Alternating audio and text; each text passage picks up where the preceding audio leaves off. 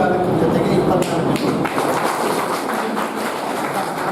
ನಾನು ಎಲ್ಲ ಸಮಾಜದ ಜೊತೆಗೆ, ಏಕೆಂದರೆ ಇಲ್ಲಿ ನಾವು ಯಾರು ಭಾಷಣದಲ್ಲಿ ನಾವು ಹಿಂದುಳಿದರು, ನಾವು ಬಡವರು, ನಮ್ಮ ತಾಲೂಕಿಗೆ ಹೇಳೋದು ಬೇಡ. ನನ್ನ ನರನಾಡಿಗಳಲ್ಲಿ ಅದು ಪ್ರಿಂಟ್ ಆಗ್ಬಿಡ್ತಿದೆ ಆಯಿತಾ. ಇದು ನಾವು ಜಾಸ್ತಿ ಜವಾಬ್ದಾರಿ ವಹಿಸ್ಕೋಬೇಕು, ನಾವು ಜಾಸ್ತಿ ಕೆಲಸ ಮಾಡ್ಬೇಕಂತೇಳಿ.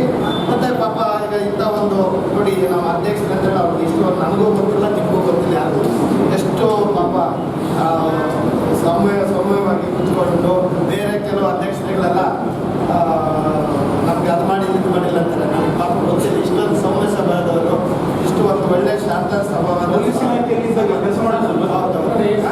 ನಮಗೆ ನಮ್ಮ ಜವಾಬ್ದಾರಿ ಅಂತ ಖಂಡಿತ ನೋಡಿ. ಈಗ ಹೋದ ಸರ್ಕಾರದಲ್ಲಿ ಕೂಡ ನಮ್ಮ ಸರ್ಕಾರದಲ್ಲಿ 3 ವರ್ಷದಿಂದ ಯಾವುದೇ ಸಮುದಾಯ ಭವನಗಳು ಬಂದಿರಲಿಲ್ಲ. ಏನಾಗಿದೆ ಅಂದರೆ ಜಗತ್ತು ಪರಿವರ್ತನೆ ಆಗ್ತಾ ಇದೆ.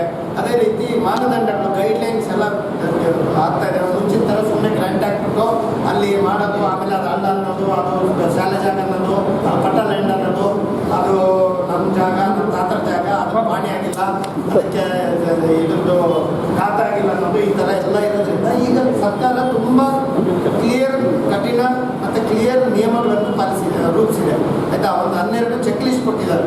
ಆದರೆ ಸರ್ಕಾರ ಏನಾದರೂ ಒಂದು ಸಮುದಾಯ ಭವನ ಹಾಕ್ಬೇಕಂತಂದ್ರೆ ಆ ಜಾಗಗಳಿಗೆ ಜಾಗ ಕುಚ್ಚಕ್ಕಿಲ್ಲ, ಮಾನದಂಡಗಳೇನು ಅಂತ.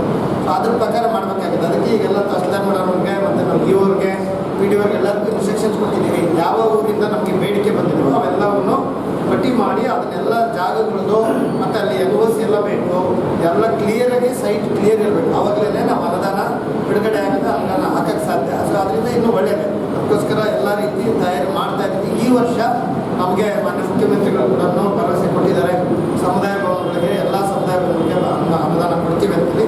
ಸೊ ಈ ಸರಿ ದೇವಸ್ಥಾನಗಳಿಗೆ ಮತ್ತು ಸಮುದಾಯ ಭವನಗಳಿಗೆ ನಾವು ಎಲ್ಲ ಕಡೆಯೂ ಅನುದಾನ ಕೊಡ್ತೇವೆ. ನಿಮ್ಮದು ಜಾಗ ಕ್ಲಿಯರ್ ಅಂತಾದರೆ ಖಂಡಿತ ನಿಮಗೂ ಕೂಡ ಎಲ್ಲ ಸಿದ್ಧತೆ ಮಾಡ್ತೇವೆ. ಮತ್ತು ಅದೇ ರೀತಿ ಈಗ ಏನು ನಿಮ್ಮ ಸಮಾಜದಲ್ಲಿ ಮಾಡ್ತಕ್ಕಂಥ ಕೆಲಸಗಳ ಕಾರ್ಯಗಳಿಗೆ ಸರ್ಕಾರದಿಂದ ಏನೇ ಸವಲತ್ತುಗಳು ಬೇಕಂದ್ರೆ ಖಂಡಿತ ಯಾವತ್ತೂ ಸಿದ್ದರಾಮಯ್ಯ ಸಾಹೇಬ್ರು ಇರಬೇಕಾದ್ರೂ, ಈಗ DK ಸಾಹೇಬ್ರಾದ್ರೂ ಬಡ ಜನರು ಮತ್ತು ಬಡವರ ಪರದಂಥ ಸರ್ಕಾರ ನಮ್ಮದು. ಸೊ ಅದಕ್ಕೆ ಯಾವತ್ತೂ ಬಡವರ ಪರವಾಗಿ ಚಿಂತನೆ ಮಾಡೋಂಥ ಸರ್ಕಾರ.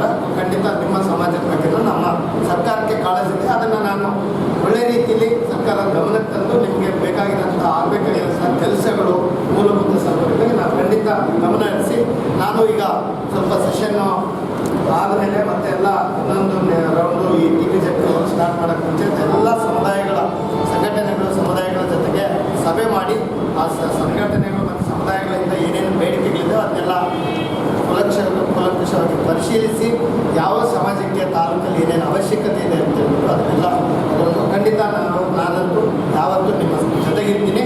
ಮತ್ತು ನನಗೂ ಕೇಳಿ 30 ಕೇಳ್ತಾ ಇದೆ ಮೇಡಮ್, 38 ಜಯಂತಿಗಳು ಮಾಡ್ತೀವಿ ಅಂತೇಳಿ. ಯೂಶಲಿ ಕ್ಷೇತ್ರದಲ್ಲಿದ್ದರೆ ನಾನು ತಪ್ಪಿಸ್ಕೊಳ್ಳಲ್ಲ, ಬರ್ತೀನಿ. ಇವತ್ತು ನನ್ನ ಅದೃಷ್ಟ, ಇವತ್ತು ಇಂಥ ಒಂದು ಬಸವಣ್ಣನ ವರ್ಗ ಒಂದು ಕಾರ್ಯದರ್ಶಿಗಳಾಗಿ ಕೆಲಸ ಮಾಡಿ ಸಮಾಜಕ್ಕೆ ಸೇವೆ ಮಾಡಿದಂಥ 12 ಶತಮಾನ ಬಸವಣ್ಣನವ್ರ ಜಯಂತಿಗೆ ಇವತ್ತು ಬಂದು ಆ ಜಯಂತಿ ಭಾಗವಹಿಸಿದ ನನ್ನ ಪುಣ್ಯ ಅಂತ ಹೇಳ್ತಾ ಮತ್ತೊಮ್ಮೆ ತಮ್ಮೆಲ್ಲರಿಗೂ ಆ ಜಯಂತಿ ಶುಭಾಶಯಗಳು. ಅವರ ಆಶಯ, ನಡೆ, ನುಡಿ ಮತ್ತು ಅವರ ಆದರ್ಶದಂತೆ ನಾವೆಲ್ಲರೂ ಬದುಕಿ ಒಂದು ಮಾದರಿ ತಾಲೂಕಿಗೆ ನಾವೆಲ್ಲರೂ ಒಂದು